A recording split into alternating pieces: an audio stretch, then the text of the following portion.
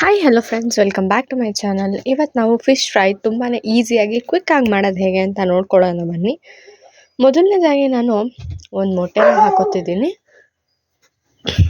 ಒಂದು ಮೊಟ್ಟೆ ಹಾಕ್ಕೊಂಡು ಅದನ್ನು ಚೆನ್ನಾಗಿ ಬೀಟ್ ಮಾಡ್ಕೊಳ್ಳೋಣ. ಬೀಟರಲ್ಲೂ ಬೀಟ್ ಮಾಡ್ಬೋದು, ಫೋರ್ಕಲ್ಲೂ ಮಾಡ್ಬೋದು. ಬೀಟ್ ಮಾಡಿ ಆದಮೇಲೆ ಒಂದು 3/4 ಸ್ಪೂನಷ್ಟು ಚಿಲ್ಲಿ ಪೌಡರ್, ಆಮೇಲೆ ಒಂದು 3/4 ಸ್ಪೂನಷ್ಟು ಗರಂ ಮಸಾಲ, ಆಮೇಲೆ ಚಿಕನ್ ಕಬಾಬ್ ಪೌಡರ್ನ ಹಾಕ್ಕೊಳ್ಳೋಣ. ನಾನು ಸ್ಪರ್ಶ್ ಯೂಸ್ ಮಾಡ್ತಿದ್ದೆ, ನೀವು ಯಾವ ಬ್ರ್ಯಾಂಡ್ ಸಿಗುತ್ತೋ ಅದು ಹಾಕ್ಕೊಳ್ಳಿ. ಅದಾದಮೇಲೆ 1 ಸ್ಪೂನಷ್ಟು ರೈಸ್ ಫ್ಲೋರ್, ಅಕ್ಕಿ ಹಸಿಟ್ಟನ್ನು ಹಾಕ್ಕೊಂಡು ಚೆನ್ನಾಗಿ ಮಿಕ್ಸ್ ಮಾಡ್ಕೊಳ್ಳೋಣ.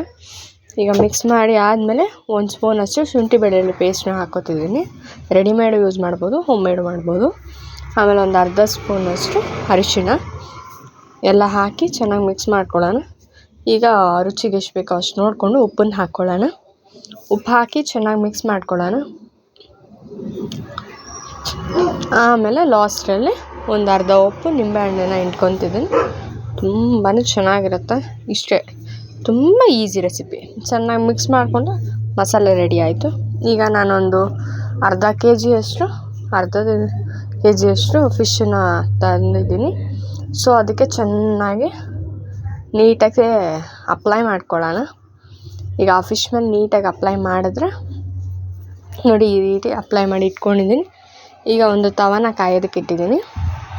ಒಂದು ಹೆಂಚು ಕಾದಾದಮೇಲೆ ಅದಕ್ಕೊಂದು 2ರಿಂದ 3 ಸ್ಪೂನಷ್ಟು ಎಣ್ಣೆನ ಹಾಕ್ಕೊಂಡು ಸ್ವಲ್ಪ ಕಾದಾದಮೇಲೆ ನಾವು ಫಿಶನ್ನು ಇಟ್ಕೊಳ್ಳೋಣ. ಮೀಡಿಯಮ್ ಫ್ಲೇಮಲ್ಲೇ ಮಾಡಿದ್ರೆ ತುಂಬ ಚೆನ್ನಾಗಿ ಬರುತ್ತೆ. ಹೈ ಫ್ಲೇಮ್ ಇಟ್ಟರೆ ಬೇಗ ಸಿದೋಗ್ಬಿಡುತ್ತೆ.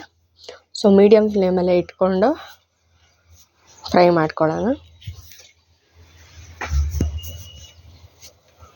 ಈಗ ಅದನ್ನು ಸ್ವಲ್ಪ ಹೊತ್ತು ಮುಚ್ಚಿಡಬೇಕು. ಮುಚ್ಚಿಡೋಕ್ಕೂ ಮುನ್ನ 1 ಸ್ಪೂನಷ್ಟು ಎಣ್ಣೆನ ಹಾಕ್ಕೊತಿದ್ದೀನಿ.